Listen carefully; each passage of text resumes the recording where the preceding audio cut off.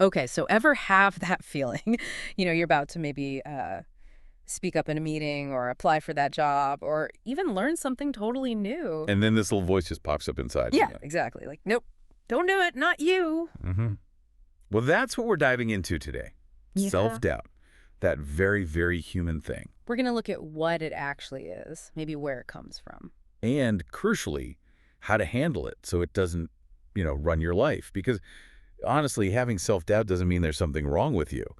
Well, It's normal. it's like this internal pause, isn't it? A hesitation before you jump in. And it often feels quite reasonable, almost logical, like it's trying to protect you. Oh, definitely. It says things like, don't say that, you'll just sound silly. Or, Don't even bother applying. You're not qualified enough.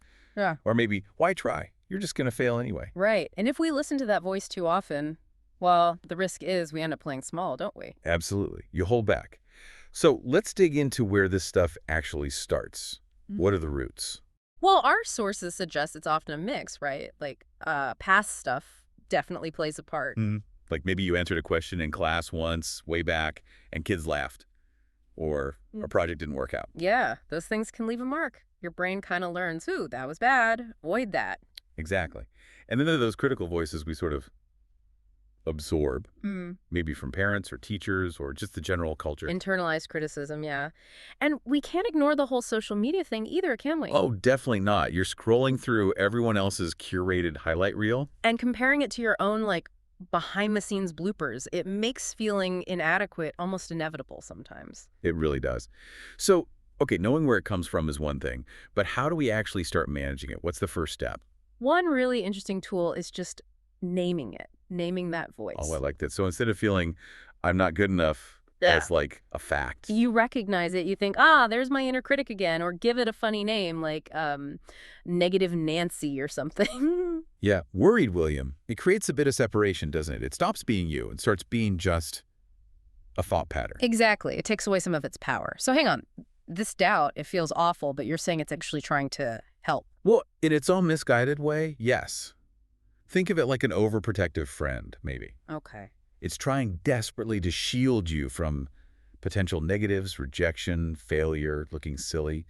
The problem is, it defines risk way too broadly. So it advises staying inside your comfort zone. Always. Pretty much. But, all the good stuff, the growth, the learning, Yeah. that usually happens just outside that zone. Right. So we don't just blindly obey this friend. No. The idea is to acknowledge it. You can almost say, okay, thanks for your concern to that feeling. Yeah, okay. Like mentally nodding at it. Yeah. And then you consciously choose to do the thing anyway, knowing that fear is often part of the process. Okay, got it. What else? There was something about tracking successes. Yes. Keep a win list. Seriously, write down things you achieve, even small things. Like speaking up in that meeting, even if your voice shook a bit. Totally. Or trying that new thing you were nervous about. Yeah. Anything. Mm.